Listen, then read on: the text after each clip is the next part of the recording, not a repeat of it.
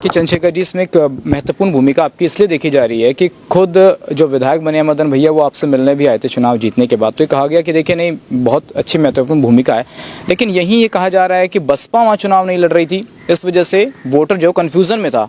तो चंद्रशेखर की जीत नहीं है ये तो बसपा का जो वोटर वो कन्फ्यूजन में था। बसपा लड़ती तो उसके पास जाता, तो चंद्रशेखर का कोई महत्वपूर्ण योगदान नहीं है इस जीत में। वो सही कह रहे हैं, जिसको जो कहना है। देखिए, मैं किसी को कहते हुए तो नहीं रोक सकता हूँ, लेकिन बस क्योंकि आप जिला सहारनपुर गए, मैं आपको कुछ चीजें याद दिला दे रहा हूँ। यहाँ जिला पंचायत का चुनाव हुआ था और उसमें 2.25 लाख वोट आजाद समाज पार्टी को मिला था। हमारे 2 मेंबर भी जीते सहारनपुर में और कई सीटों पे हम दूसरे नंबर पे थे। और जिस मुजफ्फरनगर की आप बात कर रहे हैं उसमें हमारे 8 मेंबर जीते, और जिस पार्टी की बात आप कर रहे हैं उनके 2 या 3 मेंबर थे मुश्किल से। बिजनौर में हमारे 8-9 मेंबर जीते। मैं बात आपको इसलिए कह रहा हूँ, विधानसभा चुनाव में हमारा प्लान अलायंस के साथ मिलकर लड़ने का, अचानक से वो कैंसिल हुआ, तो जनता अब समझदार हो गई है और वो निर्णय लेती है सोच के कि बीजेपी, एक तरफ वो ये भी देख रही है कि बीजेपी कितनी बुरी तरह से जो है सरकारी इंस्टीट्यूशन को खत्म कर रही है, भाईचारे को तोड़ रही है, और जो तमाम तरह की बुनियादी जरूरत है उन पे जो है या जो अधिकार हैं लोगों के वो देने में सरकार खरी नहीं उतर पा रही। महंगाई हो, बेरोजगारी हो, तो जनता सोच समझ के फैसला लेती है। तो हमसे बड़ा एक आंदोलन उस समय मौजूद था।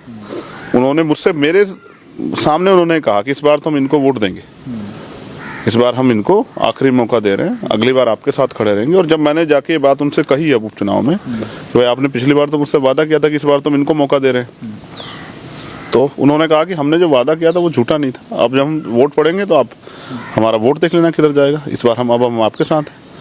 वहीं के अगर आप जाओगे कभी उस क्षेत्र में तो आप देखना वहाँ हमारा संगठन है, संगठन के लोग काम करते हैं। चलो मैं मान लेता हूं कि यहाँ इन लोगों को कहने का मौका है, मगर आप मुझे बताओ कि उसी दल ने, वो दल जो मान्यवर काशीराम साहब ने अपने खून से सींच के, उनके साथियों ने राष्ट्रीय स्तर का दल बनाया था। उन्होंने, मैं तो हिमाचल नहीं लड़ा हूं, तो हिमाचल में चुनाव लड़ा है, उनको तो जो है 0.40% वोट मिला वहाँ, और पूरे गुजरात में चुनाव लड़ा के वहाँ जो है 0.50 वोट मिला। और जिस दिल्ली में 16% वोट आता था उसमें पिछली बार 1% वोट नहीं आया। लेकिन चंद्रशेखर जी, जिस वोट पर आप अपना अधिकार समझते हैं या सोचते हैं कि पार्टी के साथ वोट जुड़ेगा, वहीं बसपा भी उस पर काफी लंबे समय से अधिकार रखती है, उसी के कारण 4 बार मुख्यमंत्री बनी। तो आपके सामने चुनौती नहीं है कि उस वोट को शिफ्ट कराना अपनी तरफ एक बड़ी चुनौती होगा? क्या उस विश्वास को तोड़ पाएंगे चंद्रशेखर? नहीं, मैं, विश्वास तो जनता का टूट चुका है। देखिए, मैंने जैसा आपसे कहा, किसी की बुराई करने से, किसी की आलोचना करने से कोई आगे नहीं बढ़ सकता, मेरा ऐसा मानना है। आप अपने काम से आगे बढ़ते हो। आज जो मैंने पहचान हासिल की है भीम आर्मी, आजाद समाज पार्टी के लोगों ने जो संघर्ष किया है, मैं भी उस संघर्ष में जो थोड़ा बहुत शामिल, उसकी वजह से पहचान मुझे मिली है। तो मैंने जैसा आपको कहा कि ये चुनाव हुए, उसमें उस रिजल्ट को भी जनता देख रही है। जो दल जिसने उत्तर प्रदेश में सरकार बनाई थी पूर्ण बहुमत की, वो 1 सीट पर शामिल हो गया है। लोग समझ रहे हैं कि अब वो ज्यादा अच्छा नहीं कर सकते हैं।